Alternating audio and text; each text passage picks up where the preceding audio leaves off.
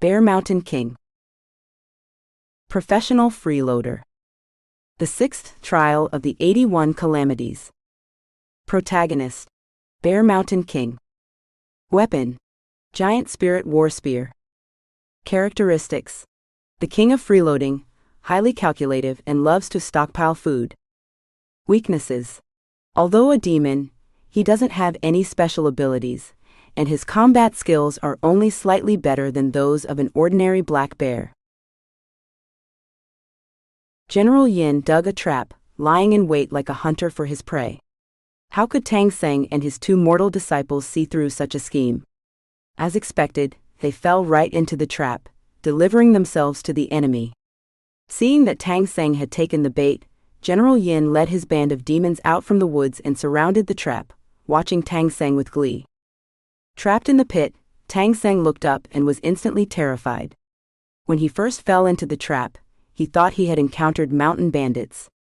But now he realized that the one who set the trap was actually a demon with a tiger's face and a human body, leading a group of grotesque little demons.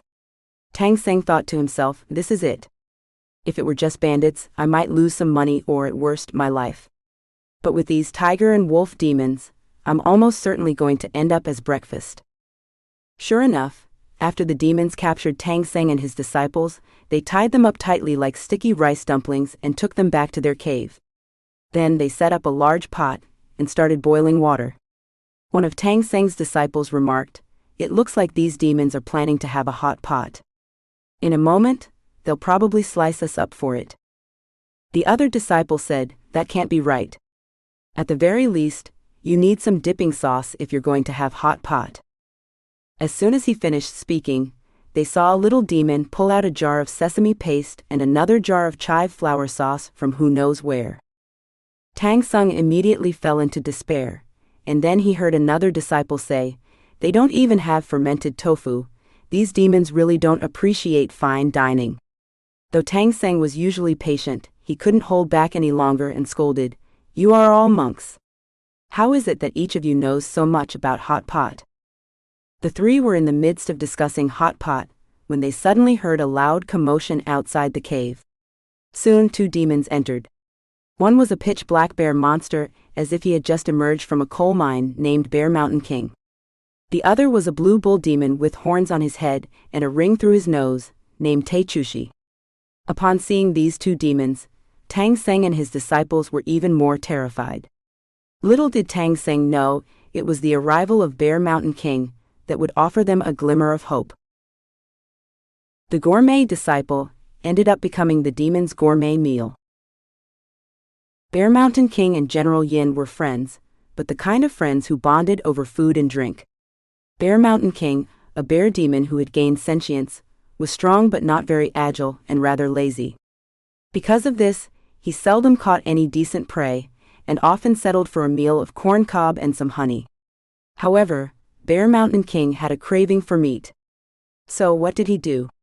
He would often visit the more skilled hunter, General Yin, to freeload off his catches. That day, Bear Mountain King was napping in his cave when he was suddenly awakened by loud commotion outside. It was clearly the demons under General Yin, making all the noise. Annoyed, Bear Mountain King pulled the covers over his head and tried to go back to sleep. But after just half a minute, he suddenly sat up in bed and muttered to himself, "So much noise this early in the morning and they sound pretty excited. Must have caught some prey. I can't miss out on this meal. I need to hurry before it's too late." With that, Bear Mountain King quickly jumped out of bed, rubbed his face and got ready to head out. Just as he reached the cave entrance, Bear Mountain King stopped and murmured to himself, "I feel a bit embarrassed always freeloading, but with food right in front of me, I can't just pass it up. What should I do?" He paced back and forth at the entrance, seemingly trying to come up with a solution. After a while, he suddenly slapped his forehead and said, "That's it. I'll invite the Blue Bull Demon to join me in freeloading." When one person does something awkward, the embarrassment is all on himself. But when 2 people do something awkward, the embarrassment shifts to the other person, and in the end, nobody feels awkward. With that, Bear Mountain King found the Blue Bull Demon, and together they headed to General Yin's place to mooch a meal. The two of them arrived at the entrance of General Yin's lair and shouted, "Brother Yin, your big brothers are here to visit you." General Yin inwardly cursed, "These two gluttons.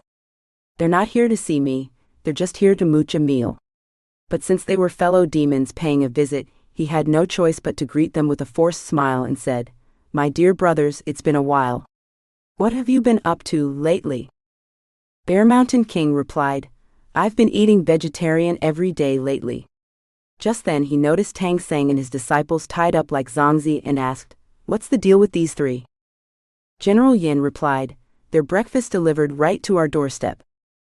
Teichushi quickly asked, "Then you better treat us today." General Yin said, "No problem." Then he immediately ordered his underlings to prepare the meal. Seeing that the little demons were about to cook all three of them, Bear Mountain King quickly said, "Two will be enough, leave one." The reason for his sudden request was that, as a bear demon, he retained the habit of storing food.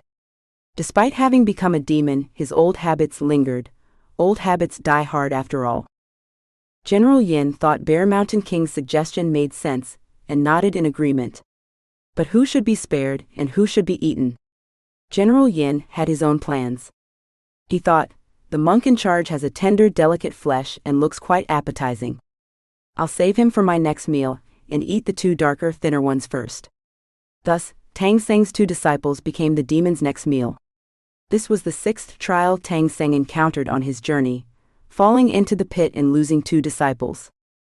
After Bear Mountain King and Teichushi enjoyed their feast, they wiped their mouths and exchanged some polite words before leaving. General Yin and the other demons, having worked hard all night, were exhausted and went to bed.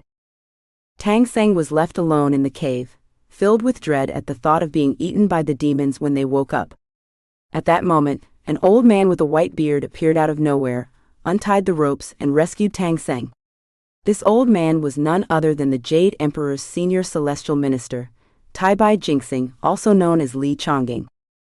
Seeing that Tang Seng was trembling with fear and worried that he might abandon his quest due to the psychological trauma, Taibai Jinxing reassured him, "Don't worry. Although there will be many dangers on your journey, the immortals will always be there to help you. Stay encouraged." With that, he mounted his white crane and soared into the sky. Tang Seng, deeply grateful for his narrow escape, felt immense relief. However, as he watched Taibai Jinxing disappear into the distance, and found himself alone in the desolate wilderness, he was overcome with a profound sense of loneliness. But soon he would encounter his most reliable ally on the journey, the Monkey King, Sun Wukong. Indeed, if General Yin and Bear Mountain King hadn't eaten Tang Seng's disciples, he would have never recruited new ones.